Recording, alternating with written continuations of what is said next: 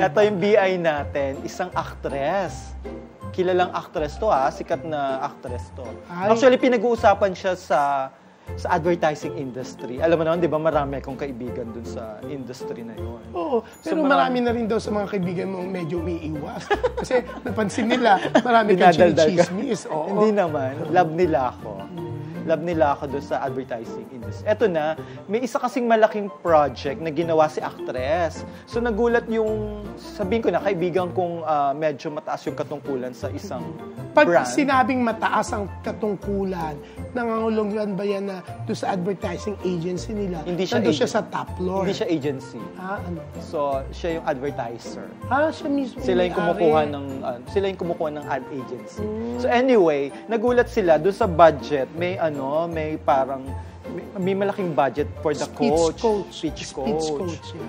So nagulat sila. So tinawagan, in-explain ng ad agency.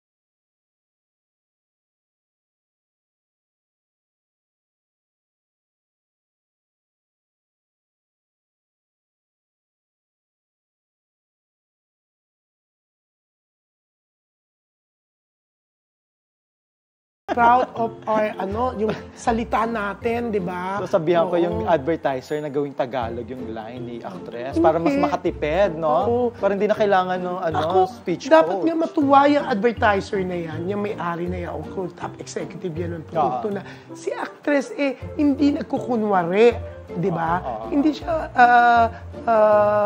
pretentious na ang galing-galing niya, di ba?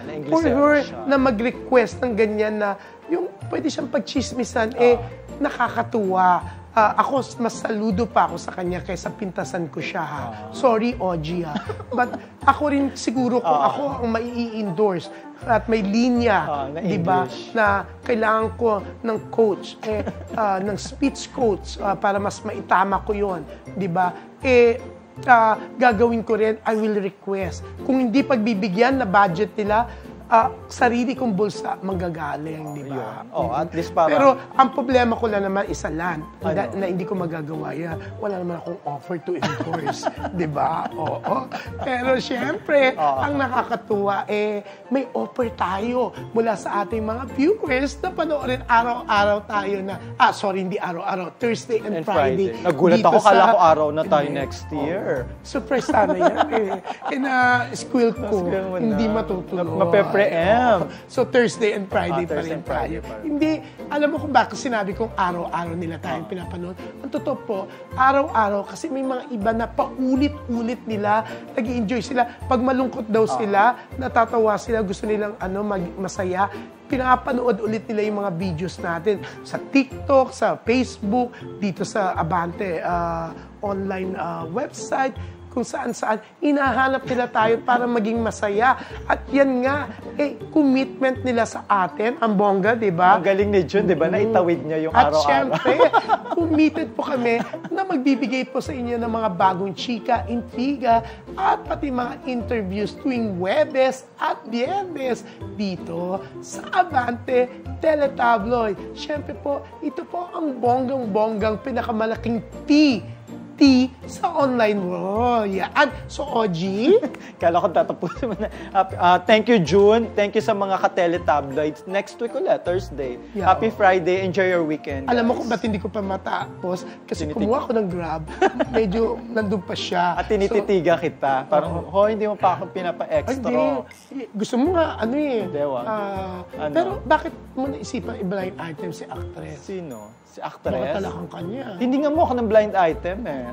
Hindi, pinag-uusapan kasi siya sa advertising world. Although, ano siya magaling siyang endorser. Kasi kumikita yung mga pero di ba tama naman, tama ako na yung, kaya ako siya pinagtanggol. Kasi dapat ma-proud pa nga sila na siya, aminado siya sa pagkukulang. She's not pretentious, hindi siya nagpe-pretend na napakagaling. Hindi, baka nagulat lang kasi hindi naman siya kilala personally June ng mga tiga-advertising, di ba? Ano Lalo sinabi sa mo ba? Baka naman kasi sinaraan mo pa si actress. Hindi, parang nagulat sila, ay, ganun pala siya. Hindi pala siya ganun ayoko na sabihin, kagaling magsalita ng English or mag-memorize ng And she's very vocal about it. Doon ako nagtataka. Sa mga tiga-showbiz, alam natin. Pero yung sa ibang kapawa naman industry. Pero